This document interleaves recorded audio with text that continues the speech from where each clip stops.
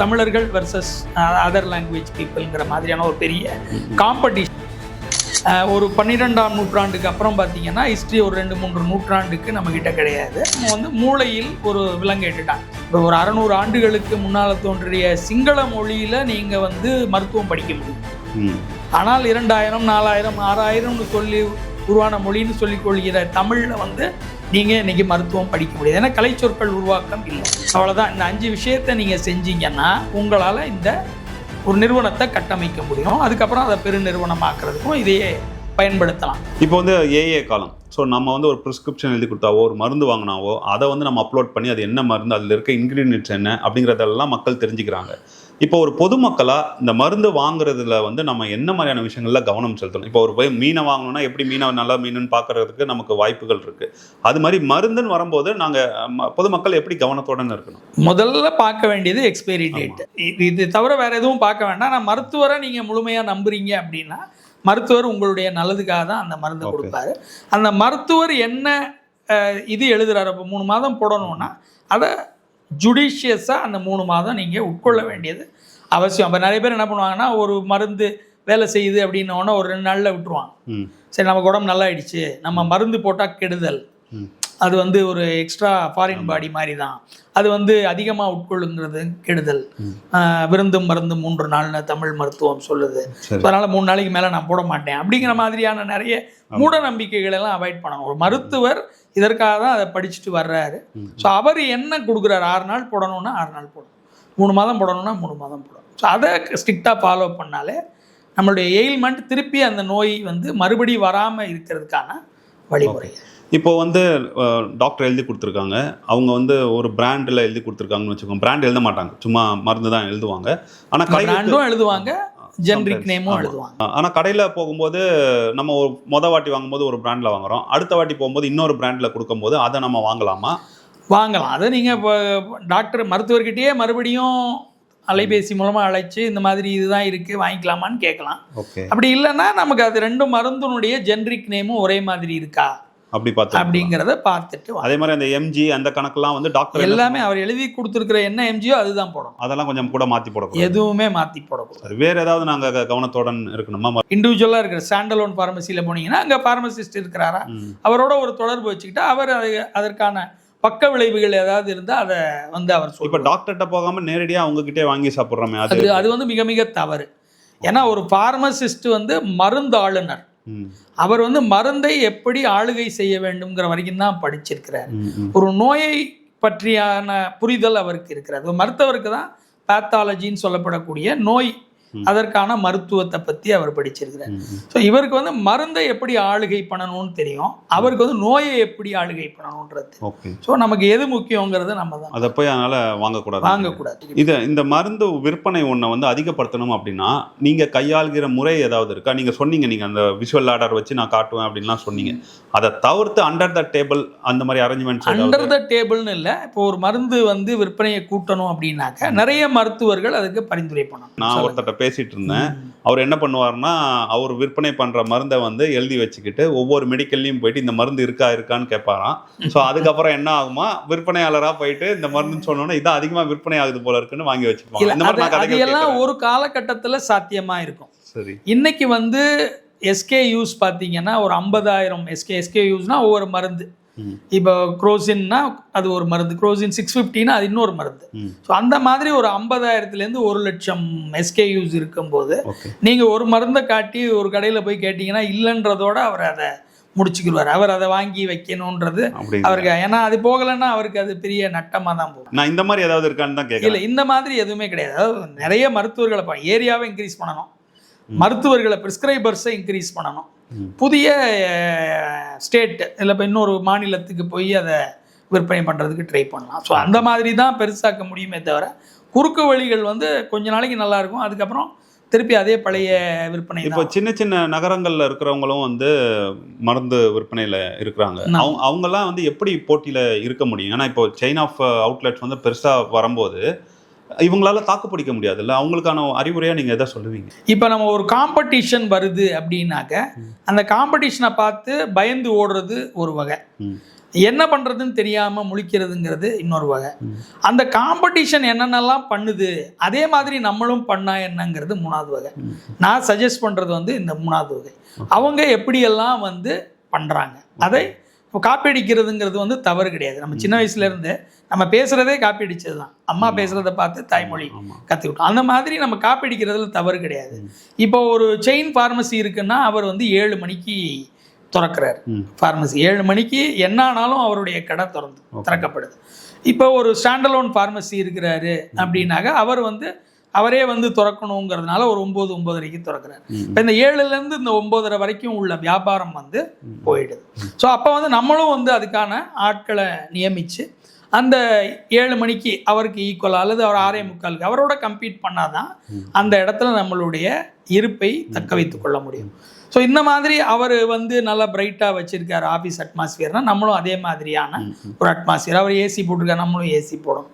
So அவர் என்னென்னலாம் பண்ணுறார் அவர் அதை விட அதிகமாக நம்ம பண்ணணும். அவர் வந்து ஒரு யூனிஃபார்ம் கொடுக்குறாருன்னா நம்மளும் யூனிஃபார்ம் கொடுத்து நிற்க வைக்கணும். ஸோ அவர் வந்து ஒரு ஸ்டாண்டர்டாக ஒரே மாதிரி ஃபார்மேட்டில் போர்டு போடுறாருன்னா நம்மளும் அதே மாதிரி ஒரு நம்ம அசோசியேஷன்லேயோ சங்கத்து மூலமாக ஒரே மாதிரியான போர்டு கொடுங்க அப்படின்னு சொல்லி கேட்டு வாங்கலாம். கட்டுப்பாடுகள் அதே மாதிரி நம்ம வந்து ஒரு டிசிப்ளின் அவங்க எப்படி வந்து ஒரு பேமெண்ட் ப்ரொசீஜர் ஃபாலோ பண்ணுறாங்களோ நம்மளும் அதே மாதிரி ஒரு டிசிப்ளினுக்கு வந்துட்டோம்னா இந்த செயின் வந்து காக்கப்படும். இதெல்லாம் தாண்டி ஒரு மருத்துவருக்கு பணம் கொடுத்தால்தான் அவங்க நம்ம மருந்து எழுதி கொடுக்குறாங்க அப்படிங்கிறத ஒரு குற்றச்சாட்டாக வைக்கிறாரு. ஏன்னா எங்ககிட்ட அவர் வந்து கேட்கும்போது என்னை அணுகுனதுக்கு காரணமே வந்து அவர் முதலீடுக்காக தான் அணுகுனார். மருத்துவ தொழிலில் மருத்துவ விநியோக தொழிலில் இருக்கார். அப்போ எனக்கு ஒரு 5 லட்சம் 10 லட்சம் இருந்தால் நான் இந்த தொழிலில் மேலே வந்துடுவேன் அப்படிங்கும்போது அந்த 5 லட்சத்துக்கு 10 லட்சத்துக்கு அவருக்கு எனக்கு கணக்குன்னு சொன்னது என்ன அப்படின்னா மருத்துவர்களுக்கு தரணும் பணம் அப்படிங்கிற மாதிரி சொன்னார். இது நான் குற்றச்சாட்டாக என்கிட்ட சொன்னது, உங்ககிட்ட வைக்கிறேன். நீங்கள் இதில் எப்படி பார்க்குறீங்க? இல்லை 1-2 மருத்துவர்கள் இருக்கலாம். ஸோ எல்லா மருத்துவர்களையுமே வந்து கரப்டு அவங்க வந்து காசு வாங்கிட்டு தான் எழுதுறாங்க அப்படிங்கிறத நம்ம புதுமைப்படுத்த முடியாது. ஸோ 1-2 அதான் exceptions are not the proof up to the rule. ரூலுங்கிறது அந்த மாதிரியான எந்த விஷயங்களும் நடக்காது. சில பல ஃபேவர்ஸ் இருக்கலாம். நான் சொன்ன மாதிரி ஒருத்தர் நமக்கு உதவி பண்ணியிருக்காருன்னா அவருக்கு போய் சீட் பாக்ஸ் வாங்கிட்டு போகிறோங்கிறத வந்து நம்ம இதில் சேர்க்க முடியாது. ஸோ அந்த மாதிரியான விஷயங்கள் தான் இதில் நடக்குமே ஒழிய ஒரு சேல்ஸை கூட்டுறதுக்காக மருத்துவருக்கு நம்ம கூட ரூபாய் தர்றதோ அதன் மூலமாக கணக்கு வச்சுக்கிட்டு வாங்குறதோ அப்படிங்கிற மாதிரியான எந்த இப்போ அவருக்கு வந்து ஜெனுவினாக வந்து ஒரு மருத்துவ பிரதிநிதி வந்து ரொம்ப நண்பராயிட்டாரு ஒரு மருத்துவருக்கு அப்படின்னாக்க எப்போ நான் இந்த மாதிரி ஒரு ஆஃபீஸ் கட்டுறேன் இல்லை ஒரு கிளினிக் கட்டுறேன் எனக்கு யார்கிட்டையாவது ஹெல்ப் வாங்கி தர முடியுமானா அந்த மாதிரி ஹெல்ப் பண்ணும்போது ஒருத்தர்கிட்ட இருந்தோ இல்லை ஒரு பேங்க்ல இருந்தோ நம்ம கடன் வாங்கி கொடுக்கும்போது நம்மளோட அவர் இன்னும் நெருக்கமாயிடுறாரு. ஸோ அப்போ அது வந்து நமக்கு அந்த நெருக்கம் வந்து அது வியாபாரமாக கன்வெர்ட் ஆகிறதுக்கு 100% வாய்ப்பு இருக்குது. தமிழர்கள் எந்த அளவில் இந்த தொழிலில் இருக்காங்க? ஏன்னா இது வந்து பார்த்தீங்கன்னா உற்பத்தியாளர்கள் அதிக அளவில் குஜராத்தில் தான் இருக்கிறாங்க. ஸோ மேனுஃபேக்சரிங்கில் நம்ம வந்து ஒரு 400 கம்பெனி நம்ம தான் தமிழ்நாட்டில் இருக்குது அப்படிங்கிறத எனக்கு கேள்விப்பட்டேன். அப்படிங்கும்போது இந்த தொழிலை நம்ம எந்த அளவில் ஆதிக்கம் செலுத்தும்? நீங்கள் சொன்ன மாதிரி குஜராத் வந்து நம்பர் 1 ஸ்டேட். குஜராத், மகாராஷ்டிரா இவங்க தான் வந்து இந்த மருந்து உற்பத்தியில் நம்பர் 1 இருந்தாங்க. ஒரு ஸ்டேஜில் வந்து சந்திரபாபு நாயுடு வந்து ஹைதராபாத்தில் இந்த ஃபார்மா ஹப் ஒன்று உருவாக்கி இப்போ வந்து 3வது பெரிய ஹப் வந்து ஹைதராபாத்தில் இருக்கு. இப்போ நம்மளுடைய முதல்வர் மு.க. ஸ்டாலின் ஐயா வந்து இந்த மருத்துவத்துக்குன்னு தனியாக ஒரு பார்க் வேணும், ஃபார்மா பார்க்குன்னு சொல்லி ஒன்று திண்டிவனத்துக்கு பக்கத்தில் உருவாக்கி இருக்கிறார். ஸோ இந்த மாதிரியான ஒரு அரசு சப்போர்ட் இல்லாமல் இது செய்கிறது கஷ்டம். ஸோ இந்த மாதிரி ஒரு அரசு சப்போர்ட் கிடைக்கும்போது இங்கே மிகப்பெரிய மருந்து உற்பத்தி நிறுவனங்கள் உருவாவதற்கான வாய்ப்புகள் இருக்குது. ஸோ அந்த மாதிரியான இப்போ எங்கே இருக்கிறோம் அப்படின்னு கேட்டிங்கன்னா இப்போ இன்றைக்கி இந்தியாவே எடுத்துக்கிட்டிங்கன்னா இந்திய மொத்த மருந்து வணிகர்கள் மேலே இந்தியா முழுவதுக்குமான இருக்கிற உற்பத்தியாளர்கள் வந்து ஒரு நல்ல அபிப்பிராயம் வச்சுருக்காங்க. தமிழ்நாட்டுக்கு போனோம்னா எங்கேயுமே வந்து நமக்கு பேமெண்ட் நிற்காது, 100% வந்து கரெக்டாக வந்துடும் அப்படிங்கிறதுல இருக்குது. எந்த பெரிய நிறுவனமாக இருந்தாலும் அவங்களுக்கு பார்த்தீங்கன்னா தமிழ்நாடு தான் அவங்களுடைய நம்பர் 1 ஸ்டேட்டாக இருக்கும் விற்பனையில் பார்த்தீங்கன்னா. ஏன்னா தமிழ்நாட்டில் நோய் அதிகம் இருக்குங்கிறது இல்லை, இங்கே தான் வந்து ஒரு ப்ராப்பர் சிஸ்டம் இருக்குது, ஒரு ப்ராப்பர் ப்ராசஸ் இருக்குது. இப்படி தான் செய்யணும், இந்த தொழிலை வந்து இப்படி தான் செய்யணும், கரெக்டாக தான் இருக்கணும். நம்ம மருந்து கட்டுப்பாட்டுத்துறையும் இந்திய அளவில் பார்த்தீங்கன்னா மிக ஸ்ட்ரிக்டாக 100% பர்ஃபெக்டாக நடத்தக்கூடிய மருந்து கட்டுப்பாட்டுத்துறை வந்து தமிழ்நாட்டு. ஸோ அதனால இந்த ப்ராசஸ்ஸு சிஸ்டம் எல்லாம் ஃபார்ம் ஆகிடுச்சு. ஸோ ஒரு 4-5 டிகேடு 10 ஆண்டுகள்லையும் இந்த கட்டுப்பாட்டுத்துறை வந்து ரொம்ப கவனமாக இது இப்படி தான் இயங்கணும், இதில் வந்து டீவியேஷன்ஸ் இருக்கக்கூடாது அப்படிங்கிறதுல ரொம்ப தெளிவாக இருக்காங்க. ஸோ அதனால தமிழர்கள் வந்து மற்ற மாநிலங்களை கம்பேர் பண்ணாங்க நம்ம ஒரு படி மேலே தான் இருக்கும். இல்லை, நம்ம மருத்துவ கட்டமைப்பு வந்து பல மடங்கு நம்ம மேலே இருக்கோம் அப்படிங்கிறத ஏற்றுக்கொள்ள வேண்டும். ஆனால் மருந்து தொழில், மருத்துவமனை தொழில் அப்படிங்கும்போது தமிழர்கள் அதில் எந்த அளவுக்கு இருக்காங்க அப்படிங்கிறத நம்ம கேள்வியாக வைக்கணும். ஏன்னா நமக்கு வெளிப்படையவே தெரியும், பெரிய பெரிய மருத்துவமனைகள் தமிழர்கள் கையில் கிடையாது. அப்போ இந்த மருந்து உற்பத்தி தொழிலாவது தமிழர் கையில் இருக்கானா? அதுவும் கிடையாது. அது நீங்கள் குஜராத், மகாராஷ்டிரான்னு சொல்லிட்டீங்க. அப்போ இந்த விநியோகஸ்தர்களையாவது தமிழர்கள் இருக்காங்களா அப்படிங்கிறது தான் என்னோட கேள்வியாக இருக்குது. இல்லை, இப்போ தமிழ்நாடு முழுவதும் எடுத்துக்கிட்டிங்கன்னா ஒரு 10% மொத்த மருந்து விற்பனையாளர்கள் வந்து ஃப்ரம் அதர் லாங்குவேஜ் அப்படின்னு சொல்லுவேன். அந்த மாதிரியாக இருக்கிறாங்க. மார்வாடிகள் இருக்கிறாங்க, தெலுங்கர்கள் இருக்கிறாங்க.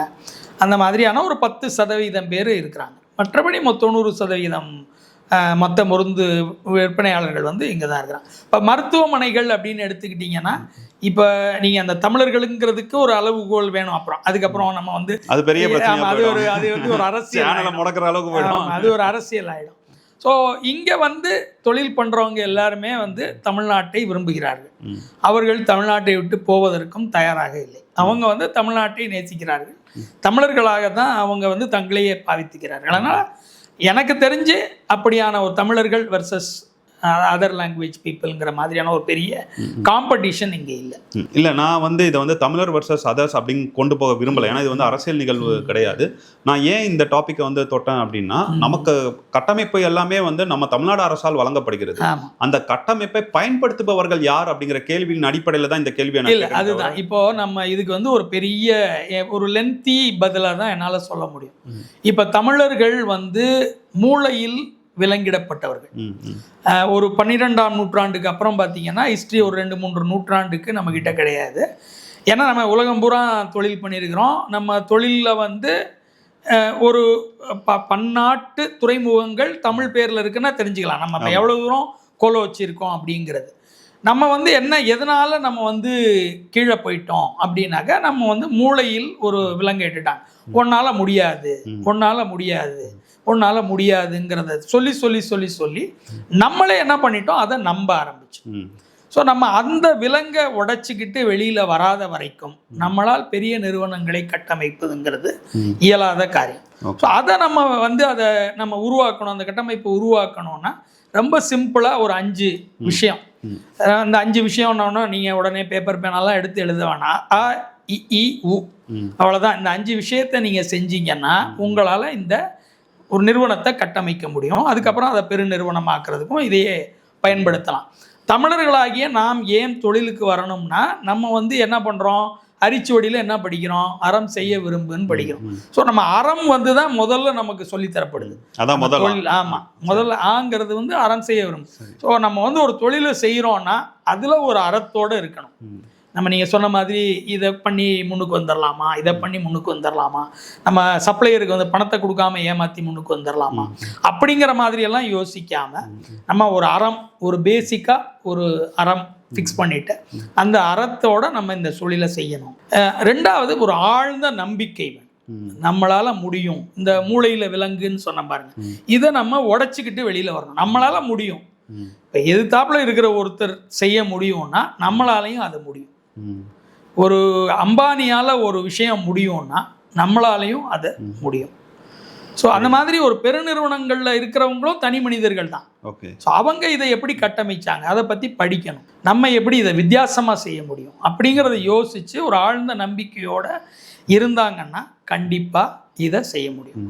3வது வந்து இலக்குகளை நிர்ணயம் செய். ஒரு இலக்கு இல்லாமல் ஒரு பயணம் வந்து போக முடியாது. இலக்கு இல்லாமல் போனோம்னா நம்ம தேவையில்லாத செலவுகளை உட்கொண்டு, இல்லை தேவையில்லாமல் நம்ம எங்கேயோ போய் நம்ம போக வேண்டிய இடத்துக்கு போகாமல் வேறு எங்கேயோ போயிடும். ஸோ அந்த இலக்குகள்ங்கிறது ரொம்ப முக்கியம். இப்போ நான் பணக்காரன் ஆகணும் அப்படிங்கிறது இலக்கு கிடையாது. நான் எவ்வளவு பணத்தை சம்பாதிக்கணுங்கிறது தான் இலக்கு. ஸோ அந்த இலக்கை நீங்கள் நிர்ணயம் பண்ணணும். இப்போ அந்த ஒரு தொழில் பண்ணுறேன்னா அந்த தொழிலில் நான் எவ்வளோ சம்பாதிக்கணும், எனக்கு எவ்வளவு இருக்கணும், நான் ஒரு வீடு வாங்கணும், கார் வாங்கணும், எல்லாத்தையும் எழுதுங்க. ஸோ அந்த இலக்குகளை நிர்ணயம் பண்ணிவிட்டு உழைக்க ஆரம்பிச்சிங்கன்னா உங்களுக்கே தெரியும் 1 வருஷத்தில் சாத்தியமா, 2 வருஷத்தில் சாத்தியமா, 5 வருஷத்தில் சாத்தியம். அதை எழுதுங்க. அதை அச்சீவ் பண்ண முடியாமல் போகலாம், ஆனால் எழுதுறதை நிறுத்தாதீங்க. ஸோ இதை தான் வந்து உலக உளவியலாளர்கள் எல்லாரும் சொல்கிறதே இதை தான். மேனிஃபெஸ்டேஷன் அப்படிங்கிறது ஒரு பெரிய டாப்பிக்கு, ஒரு 2 மணி நேரம் கூட பேசலாம். ஸோ அந்த மாதிரி நம்ம வந்து ஒரு இலக்குகளை நிர்ணயம் பண்ணணும். இலக்குகளை நிர்ணயிச்ச உடனே நம்ம வீட்டில் போய் தூங்கிட்டோம்னா எதுவும் நடக்காது. ஸோ அதுக்கு வந்து ஒரு ஈடற்ற உழைப்பை கொடுக்கணும். ஒரு உழைப்பு இல்லாமல் குறுக்கு வழியில் எந்த மனிதனாலையும் முன்னுக்கு வர முடியாது. எந்த ஒரு வெற்றி பெற்ற மனிதனை நீங்கள் போய் பின்னால் பார்த்தீங்கன்னாலும் அவருக்கு பல தோல்விகள் இருந்திருக்கும். அதையெல்லாம் மீறி அவர் மிகப்பெரிய உழைப்பை போட்டிருப்பார். ஒரு லாட்டரியில் அடித்து ஒருத்தன் பெருசானா அவனுடைய தக்க வைப்புங்கிறது வந்து ரொம்ப சாத்தியமில்லாத போயிடும். 5 வருஷத்தில் அவர் காணாமல் போயிடுவார். அதே உழைப்பின் மூலமாக வந்திருந்தாருன்னா அவருடைய வெற்றி வந்து நிச்சயம் எல்லாராலையும் பேசப்படும், தக்க வைக்கப்படும். நிறைய நாட்கள் வந்து அது தக்க வைக்கப்படும். ஸோ அந்த ஈடற்ற உழைப்பை கொடுக்கணும். கடைசியாக வந்து உறுதியாக இருக்கணும். இந்த உறுதிங்கிறது வந்து வெறுமனை நம்ம வந்து கண்டிப்பாக ஜெயிச்சிடணுங்கிற அந்த உறுதி மட்டும் இல்லை. நம்ம ஒவ்வொரு ஸ்டேஜ்லையும் நம்ம கரெக்டாக போய்கிட்டு இருக்கோமாங்கிறத உறுதி செஞ்சுக்கணும். நம்ம இந்த இலக்கை நிர்ணயித்தோம், இந்த இலக்கை அடைஞ்சிட்டோமா, இதை பண்ணணும்னு நினச்சோம், இதை பண்ணிட்டோமா, நம்ம உழைப்பை போட்டிருக்கோமா, இன்னைக்கு வந்து நம்ம இந்த உழைப்பை போட்டோமா அப்படிங்கிறத தினந்தோறும் அதை ஃபீட்பேக்குன்னு கூட எடுத்துக்கலாம். ஒரு பின்னூட்டம் டெய்லி வந்து பின்னூட்டம் வந்துக்கிட்டே இருக்கணும். நம்ம வந்து செஞ்சது சரிதானா அப்படிங்கிறத உறுதி செஞ்சுக்கிட்டே வந்தோம்னா கண்டிப்பாக நம்மளுடைய வளர்ச்சியை யாராலையும் தடுக்க முடியாது. அருமையான அறிவுரையா. இப்போ நீங்கள் தொழில் சார்ந்து முதல் மொழி அப்படிங்கிற அமைப்பிலையும் இயங்கிட்டு இருக்கீங்க, தலைவராகவும் இருந்தீங்க. அந்த அமைப்பின் மூலமாக என்னெல்லாம் செயல்பட்டுட்டு வரீங்க? அது முதல் மொழிங்கிறது வந்து ஒரு தமிழ் ஆர்வலர்கள், அண்ணாமலை பல்கலைக்கழக முன்னாள் மாணவர்களால் துவங்கப்பட்ட அமைப்பு. தமிழர்கள் அவங்களுடைய சிந்தனை மட்டும்தான் அப்படி எடுத்துக்கிட்டு துவங்கினோம். நல்ல அறிஞர்களையெல்லாம் கூப்பிட்டு வந்து பேச வச்சோம், நிறைய ஒருங்கிணைத்தோம். அப்போ ஒரு இடத்துல வந்து எங்களுக்கு ஒரு கேள்வி இருந்தது, நிறைய தமிழ் அமைப்புகள் இருக்குது, நம்மளும் என்ன பண்ண போகிறோம், திருப்பியும் இதே இலக்கியம் சார்ந்து இல்லை ஒரு பேச்சு இல்லை ஒரு கவிதை அப்படின்னே போய்கிட்டு இருந்தோன்னா வந்து நம்மளுடைய இருப்பு காணாமல் போயிடும் அப்படிங்கிற அந்த ஒரு ஏன்கிற கேள்வினால் நாங்கள் வந்து அதை வந்து ஒரு அறிவியல் தமிழ் வளர்ச்சிங்கிற மாதிரி அதை மடைமாற்றி எங்களுடைய பாதையை வச்சுக்கிட்டோம். இப்போ இந்த அறிவியல் தமிழ் அப்படின்ன உடனே நம்மளால் தனியாக அறிவியல் தளத்தில் இயங்க முடியுமா அப்படின்னு கேட்டால் உண்மையிலேயே இன்னைக்கு முடியாது. இப்போ ஒரு 600 ஆண்டுகளுக்கு முன்னால் தோன்றிய சிங்கள மொழியில் நீங்கள் வந்து மருத்துவம் படிக்க முடியும். ஆனால் 2000, 4000, 6000ன்னு சொல்லி உருவான மொழின்னு சொல்லிக் கொள்கிற தமிழில் வந்து நீங்கள் இன்றைக்கி மருத்துவம் படிக்க முடியாது. ஏன்னா கலைச்சொற்கள் உருவாக்கம் இல்லை. ஸோ அப்போ அந்த அறிவியல் தளத்தில் நம்ம பயணப்படும் போது தான் நம்மளுடைய போதாமைகள் எவ்வளவு இருக்குன்றது தெரிஞ்சது. ஸோ அதை எப்படி வளர்த்து எடுக்கணும், அப்போ குழந்தைங்கள்லேருந்தே நம்ம வந்து தமிழ் ஈடுபாட்டை மாணவர்களிடத்தில் கொண்டு வரணுன்றதுக்காக நம்ம வந்து ஒரு திட்டத்தை அறிவித்தோம். அதாவது அறிவியல் நூலகம் அப்படின்னு சொல்லி அரசு பள்ளி மாணவர்கள்கிட்ட. அதுக்கு வந்து நம்ம உயர்கல்வித்துறை அமைச்சர் மாண்புமிகு ஐயா கோவிச்செழியன் ஐயா வந்து அதை துவக்கி வச்சாங்க. அதில் வந்து என்ன பண்ணுறோன்னா, இப்போ அரசு பள்ளி நூலகங்கள் இருக்குது, ஏற்கனவே நூலகங்கள் இருக்குது. அந்த நூலகங்களுக்குள்ள அறிவியல் நூலகம்னு ஒரு தளத்தை ஏற்படுத்தி அறிவியல் புத்தகங்களை முதல் மொழியிலிருந்து இலவசங்கிறத விட மக்களுக்கு பயன்பெறுகிற விலையில்லா நூல்களாக நம்ம வந்து மாணவர்கள்கிட்ட அதை அறிமுகப்படுத்தும். ஸோ இந்த நூலகத்தை வச்சாச்சு. ஸோ எல்லாரும் அறிவாளி ஆகிடுவாங்களா, அறிவியலாளர்கள் ஆகிடுவாங்களா அப்படின்னா கண்டிப்பாக கிடையாது. ஸோ அதை அவங்க படிக்கிறாங்களாங்கிறத மாதந்தோறும் வந்து நம்மளுடைய குழு போய் அங்கே பார்ப்பாங்க படிக்கிறாங்களா இல்லையான்னு. அதே மாதிரி ஒரு 3 மாதத்தில் அவங்களுக்கு வந்து ஒரு அறிவியல் வினாடி வினா போட்டி, இந்த புத்தகத்திலேருந்து கேள்விகள் கேட்டு அதை படிச்சிருக்காங்களா படிக்கலையா, அல்லது படிக்கலைன்னா கூட அந்த வினாடி வினா மூலமாக அவர்களுக்கு அதை பதில் தெரிஞ்சுக்கிறது மூலமாக அவங்களுடைய அறிவை வந்து விருத்தி பண்ணுறது. ஸோ அதே மாதிரி மாதந்தோறும் ஒரு இதழ் வெளியிடுறோம், அறிவியல் இதழ். அதில் வந்து மாணவர்கள் வந்து தமிழில் அறிவியல் கட்டுரைகள் எழுதணும். ஓகே. ஸோ அப்போ வந்து அவங்களுடைய மூளை வந்து அறிவியல் சார்ந்து யோசிக்க வைக்கும், கலை சொற்களை உருவாக்க வைக்கும், இல்லை தேடி கண்டுபிடிக்க வைக்கும். ஏற்கனவே இருக்கா, ஆக்சிஜனா பிராணவாயுனா அது இருக்கா ஏற்கனவே அப்படிங்கிறத தேட வைக்கும். ஸோ அந்த மாணவர்கள்ட்டேருந்து, பள்ளி மாணவர்கள்ட்டேருந்து அதை துவங்குறோம். ஸோ இந்த மாதிரியான பணிகள் பண்ணிட்டு. Very good, very good. இப்போ இந்த தொழில் அடுத்த கட்டமாக உங்களோட திட்டம் என்னவாக இருக்க போகுது? எங்களுடைய தொழிலில் வந்து ஒரு சேச்சுரேட்டட் பாயிண்ட்ல தான் இருக்கிறோம். எங்களால் விற்பனையை மட்டும், அது நல்ல விஷயம் தானே, அப்புறம் வியாதிகள் குறையுது. வியாதிகள் ஆமாம். ஸோ விற்பனையே கூட்டலாம், வேற ஒரு ஏரியாவில் போடலாம், அந்த மாதிரி இருக்கு. விற்பனை, அதாவது மருந்து நிறுவனத்தையே உருவாக்கலாம் அப்படிங்கிற ஒரு பெரிய. நீங்க விநியோகஸ்தரா மற்ற மாநிலங்களுக்கு செல்ல முடியாதா? விநியோகஸ்தராக எங்கே வேணாலும் விற்கலாம். இந்தியாவில் ஒரு மருந்து உரிமம் விற்பனை உரிமம் பெற்றுட்டா இந்தியாவுக்குள்ள எந்த இடத்துல வேணாலும் நம்மளால விற்க முடியும். அப்போ நீங்க அந்த மாதிரியான விரிவாக்கத்தையும் யோசிக்க அந்த மாதிரியான விரிவாக்கத்தையும் யோசிக்கிறோம். கர்நாடகா, ஆந்திரா போன்ற மாநிலங்களுக்கு போகலாம் அப்படிங்கிறதையும், அதே மாதிரி ஒரு மருந்து விற்பனை நிறுவனத்தை தொடங்குவதற்கான யோசனையும் இருக்கு. அந்த மாதிரி மருந்து மாஃபியாங்கிறாங்க பொதுவாகவே கட்டுரைகள்லாம் வருது. அதில் உங்களுக்கு உடன்பாடு இருக்கா? ஏன்னா நீங்கள் பேசின முழுசாக நான் கேட்கும்போது அந்த மாதிரி ஒரு விஷயமே இருக்கிற மாதிரி நீங்கள் எங்கேயுமே பேசவே இல்லை. ஆனால் அது பொதுவாக நாங்கள்லாம் பேசுகிற ஒரு விஷயமா தான் இல்லை. இப்போ எல்லாத்தையுமே ஒரு பொது புத்தியிலிருந்து பார்த்தோம்னா எல்லாமே இப்படி தான் இருக்கு அப்படிங்கிற மாதிரியான ஒரு சிந்தனை. ஒரு கொலை நடந்துருச்சுன்னா உலகம் பூரா கொலையாக இருக்குங்கிற மாதிரியான ஒரு பொது புத்தி, இப்படி தான் நடக்கும் அப்படிங்கிற மாதிரியான ஒரு சிந்தனை. எந்த ஒரு விஷயமே ஒரு நேர்மறை சிந்தனை, எதிர்மறை சிந்தனை இருக்கு. இப்போ எதிர்மறை சிந்தனையாளர்கள் என்ன பண்ணுவாங்கன்னா எல்லாத்தையுமே ரைட்டாக பண்ணுவாங்க. இப்படி தான் மருந்துனாலே மாஃபியா தான் அப்படிங்கிற மாதிரி சொல்லிடுவாங்க. இப்போ நேர்மறை சிந்தனையாளர்கள் பார்ப்பாங்க ஒரு 99% இது சரியாக தான் இயங்குகிறது, 1% எல்லா இடத்துலையுமே தவறுகள் நடப்பதற்கான வாய்ப்புகள் இருக்கும். இப்போ நமக்குள்ளே பார்த்தீங்கன்னா நம்ம கமல்ஹாசன் சொல்கிற மாதிரி மிருகம் பாதி மனிதன் பாதிங்கிற மாதிரி எல்லாருக்குள்ளேயுமே அந்த இருக்கும். அந்த கோபம் வெளிப்படுத்துகிற விதம், ஒருத்தர் அடிக்கணுங்கிற தோன்றது எல்லாமே இருக்கும். ஆனால் நம்ம என்ன பண்ணுறோம், அதை நம்ம மனிதன் பாதியை வச்சு அதை கண்ட்ரோல் பண்ணணும். நம்ம இப்படி செய்யக்கூடாது. ஒருத்தர் காரில் இடிச்சிடுறாரு, நமக்கு பயங்கரமாக கோபம் வருது. ஆனால் என்ன பண்ணுறோம், நம்மளுடைய மனிதர் பாதி என்ன பண்ணுறாரு, ஏப்பா இப்படி பண்ணக்கூடாதுப்பா, அது ஏதோ இடிச்சிட்டாரு என்னன்னு கேட்போம் அப்படின்னு இறங்கி அதை கேட்கும். ஸோ நம்மளுடைய கட்டமைப்பிலேயே நம்ம அதை சப்ரஸ் பண்ணுறதுக்கான ஒரு விஷயத்தை வச்சுருக்கோம். அதை தாண்டி சில பேர் பண்ணுறாங்க அப்படிங்கிறதுக்காக நம்ம மொத்தமாக அதை மருந்து மாஃபியா அப்படின்னு சொல்லிட முடியாது. மாஃபியாங்கிறது ஒரு தவறான ஒரு போதை அந்த மாதிரியான ஒரு விஷயம், கட்டமைப்பு. ஆமாம், கார்ட்டல். அதை கட்டுப்படுத்துறதுக்கு நம்மளுடைய சட்டங்கள் மிக கடுமையாக இருக்குது. இப்போ நீங்கள் இப்போ இந்த போதை அப்படின்னு எடுத்துக்கிட்டிங்கன்னா இந்த NDPSங்கிற கட்டமைப்பு எக்ஸைஸுக்கு கீழே இருந்தது, அவங்க கஸ்டம்ஸுக்கு கீழே இயங்குது. மிக கட்டுப்பாடான ஒரு துறை. நீங்கள் ஒரு டக்குன்னு ஒரு தப்பு பண்ணிட்டு, தெரியாமல் கூட ஒரு தப்பு பண்ணிட்டு நீங்கள் எஸ்கேப் ஆயிட முடியாது. அதற்கான சட்ட விதிமுறைகள் அங்கே உள்ளேயே அவங்களுடைய அலுவலகத்திலேயே ரிமாண்ட் வச்சுருப்பாங்க, ஜெயில் வச்சுருப்பாங்க. இமிடியேட்டாக அதில் போட்டுருவாங்க. அப்படியான ஒரு நல்ல கட்டமைப்பு கொண்ட நாடு. அதுவும் இன்னும் தமிழ்நாடு சொல்லப்போனால் இன்னும் அதிகமான இந்த போதை தடுப்புக்கு மிக அதிகமான தடுப்பு சட்டங்கள் கொண்ட ஒரு ஸ்டேட், ஒரு மாநிலம். நீங்கள் இப்போ நார்த் இந்தியாலாம் போனீங்கன்னா அவங்க தமிழ்நாடு அப்படின்னு சொன்னாலே அவங்க சொல்லிடுவாங்க ரொம்ப ஸ்ட்ரிக்டான ஸ்டேட்டு அப்படின்னு. அவங்களே இந்த மாதிரியா வர நினைக்கிறவங்க கூட தமிழ்நாட்டுக்கு வர்றதுக்கு விரும்ப மாட்டாங்க.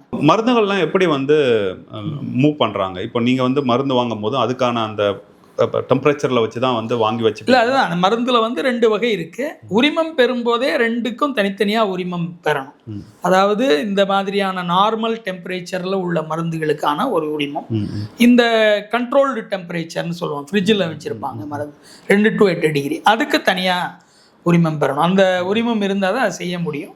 ஸோ அந்த கேட்டகரி ட்ரக்ஸ் வரும்போது அதற்கு கரெக்டாக ஒரு கண்ட்ரோல் செயின் இருக்கும். அந்த செயினில் தான் நீங்கள் பண்ண முடியும். அப்படிதான் இயங்குது.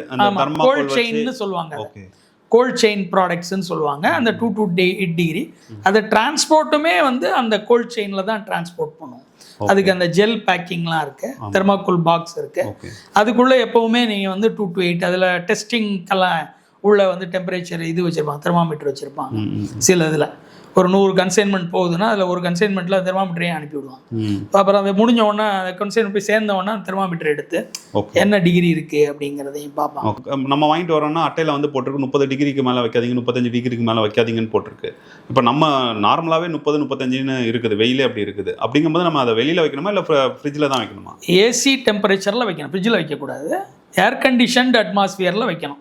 அதிகமாக சன்லைட் படாத இடத்துல வச்சோன்னா ஒரு 30 டிகிரி கண்ட்ரோல்டாக இருக்கும். ஓகே, அப்போ நம்ம 24 மணி நேரம் ஏசி போட்டிருக்க முடியாது. ஆனால் ஒரு மறைவான ஒரு இடத்துல அதிகமான சன்லைட்டோ இல்லை வெப்பமோ தாக்காத ஒரு இடத்துல வச்சு அதே போதுமானது. 2 to 8 டிகிரிஸ்ன்னு போட்டிருந்துச்சுன்னா அதை நீங்கள் ஃப்ரிட்ஜில் வைக்கணும். சரி, 30 டிகிரின்னு போட்டிருந்தா அதை ஃப்ரிட்ஜில் வைக்கக்கூடாது, அது நார்மல் வைக்கக்கூடாது. 30 டிகிரின்னு போட்டிருந்ததுன்னா அது நார்மல் ரூம் டெம். 30 டிகிரின்னு இருக்காது, 25 டிகிரிஸ்ன்னு இருக்கும். Okay. Below store below 25 degrees. ஃப்ரிட்ஜில் வச்சா என்ன அப்படி? ஃப்ரிட்ஜில் வைக்கக்கூடாது, ஏன்னா அது 8 டிகிரிக்கு கீழே போகக்கூடாது அப்படிங்கிறது தான் room temperature. Okay. So cold டெம்பரேச்சரில் கூட அது வைக்கக்கூடாது. நீங்கள் இப்போ காஷ்மீர் மாதிரியான மாநிலங்களில் கூட அந்த மருந்தை உட்கொள்ள முடியாது. அது வேறு மாதிரி அவங்க ஹீட்டட் பேக்கிங்கில் கொடுப்பாங்க. அது அதுக்குள்ளே தான் வைக்கணும். அந்த மாதிரியான இந்த 25 ஆண்டுகளில் பெரிய மாற்றம் என்ன நடந்திருக்கு அவங்க துறையில்? நிறைய மாற்றங்கள் நடந்திருக்கு. மிகப்பெரிய மாற்றங்கள் அப்படின்னா என்னென்னா, இந்த அதாவது எம்ஆர்பிங்கிற மேக்ஸிமம் ரீட்டைல் ப்ரைஸை கண்ட்ரோல் பண்ணுறதுக்கு ஒரு துறையே வந்திருக்கு. ஒரு உரிமம் பெறுவதற்கான கட்டுப்பாடுகள் நிறைய இன்க்ரீஸ் ஆகிருக்கு. ஒரு மெச்சூர்டு ட்ரேடு. இது ஒரு மற்ற தொழில் மாதிரியாக ஏத்தடி இறக்கடிங்கிற மாதிரியெல்லாம் இல்லாமல் மொத்தமாக ஏற்றி விட்டுட்டு ப்ரைஸை ஏற்றுறது, ப்ரைஸ் இறக்குறது, அந்த மாதிரியான இதுவெல்லாம் இல்லாமல் ஒரு கண்ட்ரோல்டாக ஒரு கட்டமைப்போட உருவாயிருக்கு. ஒரு மெச்சூர்டு மார்க்கெட்டுன்னு சொல்லலாம். ஓகே. ஒரு 30-40 வருடங்களில் பேட்டன்ட் இந்திரா காந்தி அம்மா கொண்டு வந்த அந்த பேட்டன்ட் சட்டம் நமக்கு ரொம்ப ஹெல்ப் பண்ணிச்சு. இந்திய மருந்து துறை இவ்வளவு வளர்ந்ததுக்கு காரணம் அந்த அம்மா எடுத்த ஒரு போல்டு ஸ்டெப்பு தான். கேட் அக்ரிமெண்ட்டு போட்டு இந்த பேட்டன்ட் வளர்ந்த நாடுகள் கிட்ட மட்டும்தான் இருந்துச்சு, வேற யாரும் தயாரிக்க கூடாதுங்கிற மாதிரி வச்சிருந்தாங்க. அந்த அம்மா டோட்டலாக அதை டெஸ்ட்ராய் பண்ணி அதை ஒரு நீங்கள் உருவாக்குறீங்க, 5 வருஷத்துக்கு அப்புறம் எல்லாருக்கும் பயன்படணும்ல. மித்த கண்ட்ரீஸுக்கு ஏழ்மையான நாடுகள்லாம் என்ன பண்ணும்? ஸோ அதுக்கான உரிமங்கள் உற்பத்திக்கான உரிமங்களை விட்டு கொடுக்கணும்னு சொல்லி அவங்க எடுத்த அந்த போல்டு ஸ்டெப் தான் இன்னைக்கு இந்திய மருத்துவத்துறையை ஃபாரின் மெடிசின்ஸ்லாம் இல்லாத அளவுக்கு இன்னைக்கு இந்திய மருந்துகள் கோல் வச்சுக்கிட்டு. இப்போ நம்ம ஏற்றுமதி பண்ணுறதுக்கான அதே தரத்துடன் தான் நம்மளுடைய இந்திய சந்தையிலும் கொடுக்குறோம். ஆமாம். ஏன்னா மற்ற பொருட்கள்லாம் வச்சுக்கோங்களேன், ஏற்றுமதி குவாலிட்டி வேற. டீன்னு பார்த்தீங்கன்னா நம்மள்கிட்ட வர்றது டஸ்ட் டீ தான் வரும். ப்ரீமியம் குவாலிட்டி டீ வெளிநாட்டுக்கு போயிடும். அந்த மாதிரியான எந்த டிஃபரன்ஸும் மருந்துகளை பொறுத்த வரைக்கும் இருக்காது. இங்கே நீங்கள் ஒரு பேராசிட்டமால் வாங்குறீங்க, இந்தியாவில் தயாரிக்கப்பட்ட ஒரு பேராசிட்டமாலை கொழும்புல போய் வாங்குறீங்கனாலும் ரெண்டும் ஒரே தரத்தில் தான் இருக்கும். அதில் எந்த காம்ப்ரமைஸும் எந்த மருந்து நிறுவனமும் செய்யாது. ஓகே. இவ்வளவு நேரமும் எங்களுக்கு மருந்து பற்றி விலாவரியாக சொன்னீங்க. நிறைய புரிதல்கள் எங்களுக்கு கிடைச்சிது. உங்கள் நேரத்துக்கு ரொம்ப நன்றி. மிக்க நன்றி.